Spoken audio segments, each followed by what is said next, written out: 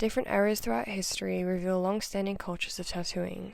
Cultures known today include Samoan and Polynesian, Egypt, Inuit, Asian cultures, Russian, ancient Greek, and ancient Rome. Some of the earliest practices dating back as far as 2100 BC. In different cultures, they used as spiritual links, a rite of passage, celebration of culture, perseverance through pain, and even for medicinal treatments or sometimes purely decorative.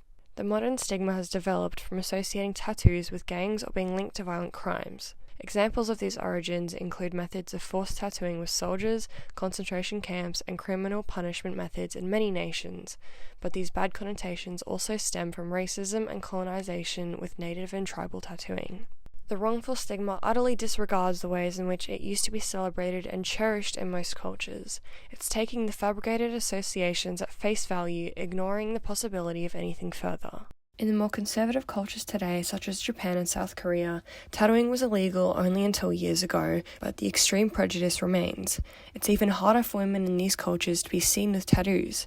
Though not as extreme, the stigma pertaining to women still applies in Western beauty ideals, of course making it more difficult and risky for women to be involved in the industry. Forbidden fruit is the sweetest. Perhaps that's one thing that has encouraged the popularity of tattoos. Most of these youth cultures developing tattoo that I've noticed are the younger generation seeking alternative cultures, seeking uniqueness in the art industry that feels oversaturated yet stale. They break down the barrier between established and emerging art, highlighting the value new voices have to contemporary culture and evolution of the art scene. I've travelled to Tattoo Xtreme today to explore the stigma, artistry, and processes behind tattooing. I wanted to know how the studio has managed to shift out of a bad reputation due to stigma and meet the young artists changing the local scene. This studio is actually the first female owned in the ACT, so it's going to be really interesting to find out more about the whole scene here. I'm here with my new friend Naomi, who was kind enough to let me shadow her for a day and giving me a behind-the-scenes view of how everything runs. Today she was working on Ree, a long-time client and close friend, whose over 90% of the tattoos on her body have been done by Naomi. Hi! Hi! Sharon, yeah, she's owned her shop for I think it's 24 years now. But yeah, I think the tattoo industry as a whole hasn't always been the friendliest place for women. For a while, I feel only in the last 10 or maybe even 5 years, it's kind of changed. What generally is the attitude towards you from the public? I think it's generally good. I feel people are usually pretty nice, and whether or not they kind of I don't know, trivialize being tattooed by a woman or feel it's a cute little sideshow or not. Kind of when I started about 5 years ago, I'd get a few little comments oh, I've never been tattooed by a woman, or I don't want to be tattooed by a woman, or something like that. But recently it's been fine. I feel women are more comfortable being tattooed by women. In my personal experience, I've had a lot of bad stories from some girls saying oh, I had a shit time with this guy and he said this, or kind of sexualize them a little bit, which I think is stupid because there's not really anything sexy about blood and guts and stabbing someone. Artists usually get degrees or further courses before seeking an apprenticeship, and does this affect your reputation as an artist? Some people do. I've met tattooists that have had graphic design courses, or even have gone to university and done a Bachelor of Arts as well. I feel it's good, and I've seen some people really flourish and succeed from having previous knowledge. But in saying that, you do kind of learn how to properly compose a tattoo during your apprenticeship, hopefully. What? The machine's not turning on. Oh, let me help you.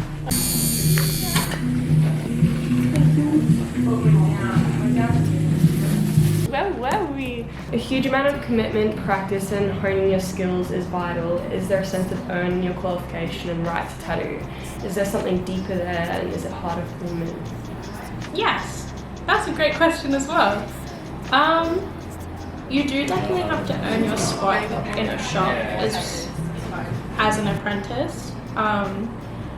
When you first start tattooing, there's also a transaction of knowledge that is happening, as well as having to like work to like keep your spot in the shop as well, so you have to kind of pay the shop back for the time they put into you. Every apprentice is an investment for a shop, and respecting the people around you as well. I do feel like in general, like women do have to work harder in any job than women have to work, because they are seen as cleaners, helpers, taking on more tasks than they should be taking on, I guess, because like lots of men just see every woman as their mummy. But like I myself, I had to work a lot harder than my male apprentice counterpart, who actually started 2 years after I started, and I had to continue doing all of the apprentice kind of dog work on top of tattooing full time, while he was really expected to do the bare minimum and was never really like yelled at or anything. Are there ways you honour your mentors or influences in your work, or how you approach it?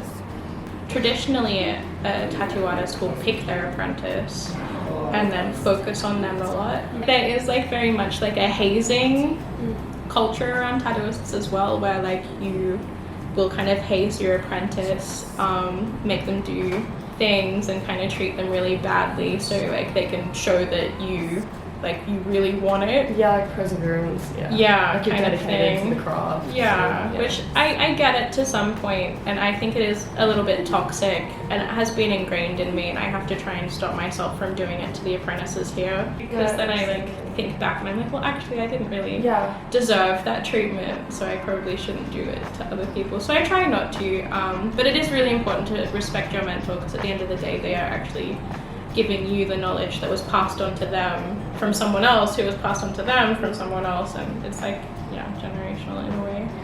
The person who taught me, he was very traditional, and he showed me how to tattoo traditionally, and I think that's really what he wanted from me, and he was always disappointed in me for doing the kind of style I do now, which was like kind of like fine line, as he would say, it was like pissy girl shit.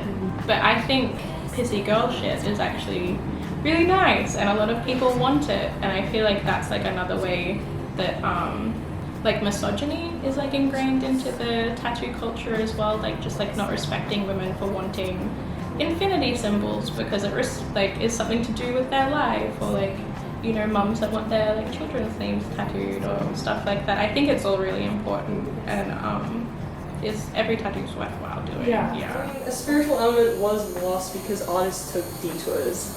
Yeah. Do you think the essence of the tattoo is necessary to the tattoo itself? Is it a requirement for it to hold meaning and culture and spirit, or do you think it's okay for them to act as purely decorative? I totally think it's okay for things to be decorative. 100%. I don't think every tattoo needs to have a meaning. People can do whatever they want. Like if they want to get a tattoo because they think it like looks cool, like that's just as valid. Yeah.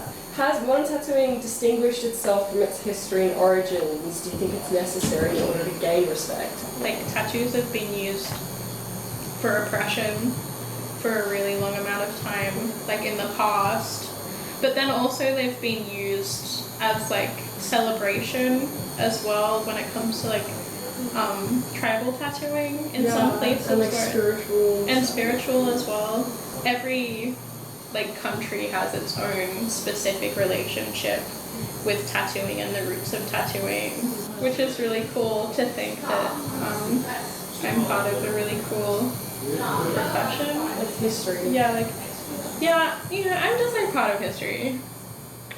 There's still a long way to go until the landscape of the tattoo industry welcomes women with open arms, but with the help of young voices and a new way to share them, there's at least a little relief towards the challenge ahead.